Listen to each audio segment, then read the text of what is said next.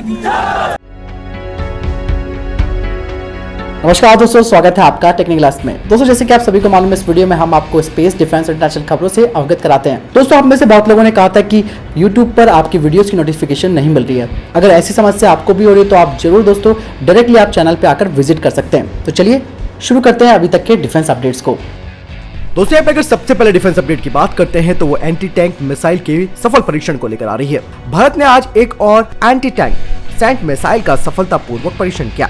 DRDO ने इस missile को भारतीय वायुसेना के लिए विकसित किया है। सोर्सेज की माने तो ये मिसाइल लॉन्च के बाद लॉक ऑन और लॉन्च से पहले लॉक ऑन दोनों तरह की क्षमताओं से लैस होगी। आपको बता दें कि स्टैंड ऑफ एंटी टैंक यानी कि सैंट मिसाइल का परीक्षण भारतीय वायुसेना के Mi-35 गनशिप हेलीकॉप्टर के द्वारा किया गया और अगले 24 घंटे के भीतर एक और परीक्षण किए जाने की योजना है। सैंट एक airborne anti armour guided missile है जिसे HAL के द्वारा विकसित ALH रुद्रा MK4 और लाइट कॉम्बैक्ट हेलीकॉप्टर LCH के लिए भी बनाया गया है। सैंट मिसाइल को DRDO के अनुसंधान केंद्र इनमार्ट के द्वारा भारतीय वायुसेना के सहयोग से विकसित भी किया गया है और ये हेलिना मिसाइल का अपग्रेडेशन है जिसकी रेंज 7 से 8 किलोमीटर थी, लेकिन अब ये नई मिसाइल की रेंज करीबन 15 से 20 किलोमीटर है। भारतीय वायुसेना और इंडियन आर्मी एविएशन कॉर्प्स जिनको करीबन 4000 सैंट यूनिट्स की आवश्यकता थी और 2021 के अंत तक इसके उत्पादन के लिए मंजूरी दे दी जाएगी और इसे मुख्य रूप से ALH रुद्रा मार्क 4 और लाइट कॉम्बैक्ट हेलीकॉप्टर्स जैसे कि मैंने आपको बताया कि उनमें फिट किया जाएगा। अगली खबर की बात करते हैं तो वो नक्सलियों को लेकर आ रही है। दरअसल महाराष्ट्र के गढ़चिरौली जिले में 11 पट्टी इलाके में एक बड़े ऑपरेशन को सुरक्षा बलों ने अंजाम दिया। इस ऑपरेशन में सुरक्षा बलों ने 5 नक्सलियों को ढेर किया और यह ऑपरेशन लगभग शाम 4 बजे तक चलता रहा।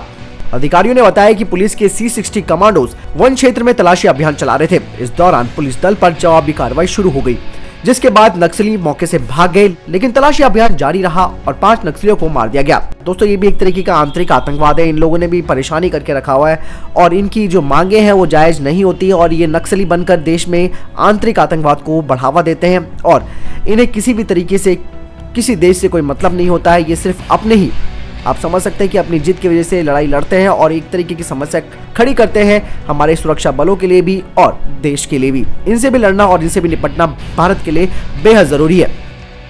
दोस्तों, यहाँ पे अगली खबर लद्दाख को लेकर आ रही है, जहां सुरक्षा बलों ने चीन के सैनिकों को पकड़ा और उसके पास से कई सैन्य दस्तावेज मिले हैं। पूर्वी लद्दाख के वास्तविक नियंत्रण रेखा पर तनाव के बीच सुरक्षा बलों ने चुवा डैम चौक इलाके में एक चीनी सैनिक को हिरासत में लिया। ऐसा कहा जा रहा है कि उसने जाने अनजाने में भारतीय क्षेत्र में प्रवेश किया और इसे दोनों देशों के बीच एक स्थापित प्रोटोकॉल के जरिए वापस भी किया जाएगा। इस संबंध में भारतीय सेना ने एक बयान जारी किया है और इसमें कहा है कि PLA के इस सैनिक की पहचान लॉन्ग के रूप में हुई है, जो पूर्वी लद्दाख में डैम चौक इलाके में LAC के पार जाने के बाद पकड़ा गया। उसे अत्यधिक ऊंचाई पर और कठोर जलवायु परिस्थितियों से बचाने के लिए चिकित्सा की सहायता भी दी गई और साथ ही गर्म कपड़े और खाना भी प्रोवाइड किया गया है। सेना ने अपने बयान में ये भी कहा कि उसे लापता सैनिकों के संबंध में PLA की ओर से अनुरोध भी मिला है। प्रोटोकॉल के अनुसार सभी जरूरी औपचारिकता पूरी होने के बाद चुशूल में मालदो की बैठक के लिए निर्धारित स्थान पर उसे चीनी अधिकारियों को दे दिया जाएगा। दोस्तों, यहाँ पे अगली खबर भी भारत और चीन को ही लेकर आ रही है, जहां भारत और चीन के बीच अब 8वें दौर की वार्ता हो सकती है। भारत और चीन के बीच मई से जारी विवाद अभी तक सुलझ नहीं पाया है।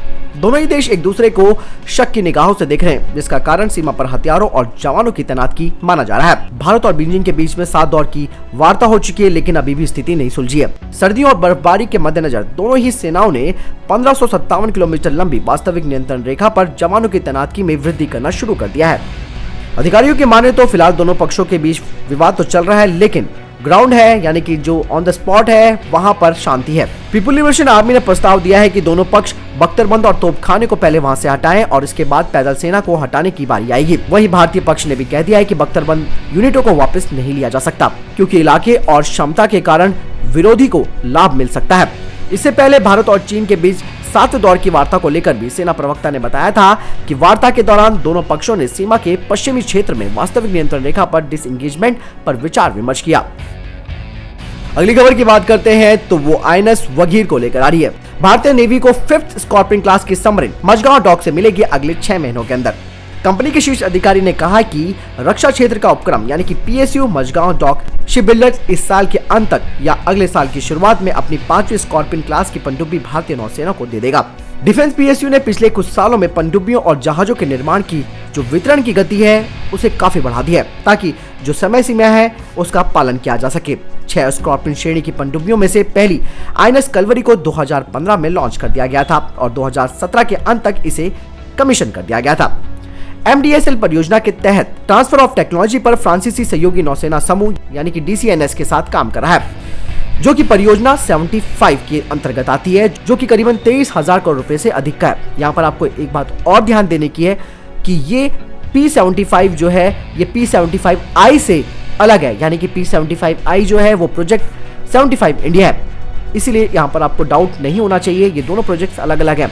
हालांकि P75I जो कि काफी लंबे समय से अभी लंबित पड़ा हुआ है और ये 42,000 करोड़ रुपए का प्रोजेक्ट है, जिसके अंतर्गत करीबन 6 स्थिर पनडुब्बियों को बनाया जाएगा, जिसे MDSL और LNT बनाएंगे। आपको बता दें कि 2017 के बाद से ही MDSL हर साल भारतीय नौसेना को एक पनडुब्बी दे रहा है। आईएनएस खंडेरी को 2017 में, आईएनएस करंज को 2018 और आईएनएस वेला को 2019 में लॉन्च किया गया था।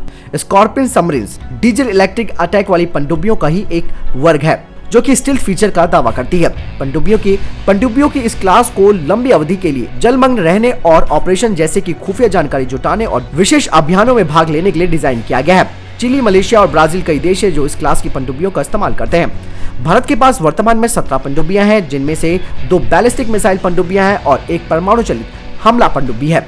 भारतीय नौसेना के पास करीबन 14 कन्वेंशनल सबमरीन्स है, जिन्हें फ्रांस, रूस और जर्मनी की कंपनियों के सहयोग से विकसित किया गया है। इस साल के अंत तक भारत को एक और पनडुब्बी मिलने वाली है। अगली खबर की बात करते हैं तो ब्रह्मोस 2 को लेकर आ रही है। ऐसा कहा जा रहा है कि ब्रह्मोस 2 को DRDO के द्वारा विकसित स्क्रैमजेट प्रपल्शन सिस्टम के द्वारा ही संचालित किया जा सकता है। हाल ही में अपने इंटरव्यू में डॉक्टर सुधीर कुमार मिश्रा, जो कि CEO और MD है ब्रह्मोस एरोस्पेस के, उन्होंने बताया है कि हाइपरसोनिक वर्जन जो ब्रह्मोस 2 का होगा वो स्क्रैमजेट प्रपल्शन सिस्टम पर आधारित होगा, जिसे DRDO बना रहा है और ये ब्रह्मोस 2 के एयरफ्रेम में शामिल होने के लिए तैयार है। ब्रह्मोस 2 एक हाइपरसोनिक क्रूज मिसाइल जो कि इंडो रूसी तकनीक पर आधारित थी, जैसे कि वर्तमान में है। वर्षों से एक ब्रह्मोस मिसाइल में स्वदेशी भारतीय सामग्री अब 65% तक पहुंच गई है, लेकिन अभी भी रैमजेट की तरह 35% जो सामग्री है वो रूस से ली जाती है। इससे पहले ब्रह्मोस उत्पादन इकाइयों में RF मोनोपल्स सीकर लगाया गया था। साथ ही दूसरे चरण के स्क्रैमजेट इंजन और पहले चरण के बूस्टर रॉकेट रूसी मूल के थे, लेकिन नए परीक्षणों में ब्रह्मोस ने स्वदेशी बूस्टर, स्वदेशी रेडियो फ्रिक्वेंसी सीकर और कई स्वदेशी सब सिस्टम्स को बनाया है, जिन्हें निकट भविष्य में परीक्षण और प्रमाणित होने के बाद इन उत्पादनों में लगा दिया जाएगा। साथ ही ये भी कहा जा रहा है कि ब्रह्मोस 2 मिसाइल के 2 वेरिएंट्स हो सकते हैं, जिसे वर्तमान में रैमजेट इंजन के आगे के डेवलपमेंट के बाद तय किया जाएगा, जो कि मैक 4.55 की स्पीड देगा, जो कि इसे तकनीकी रूप से सिर्फ हाइपरसोनिक उड़ान के समय के तहत बनाए रखेगा। दूसरे संस्करण में मैक 7 से अधिक हाइपरसोनिक गति होगी और इसे 2030 तक विकसित करने के लिए नए स्क्रैमजेट इंजन द्वारा संचालित किया जाएगा। ब्रह्मोस 2 यदि DRDO के द्वारा विकसित एक स्वदेशी स्क्रैमजेट प्रपल्शन सिस्टम के द्वारा संचालित होती है, तो इसका मतलब ये होगा कि इसके विकास में रूस की सिर्फ एक छोटी भूमिका होगी और ये कुछ ही सब सिस्टम तक सीमित हो जाएगा और आने वाले समय में रूस इस प्रोग्राम से पूरी तरह से बाहर निकल जाएगा।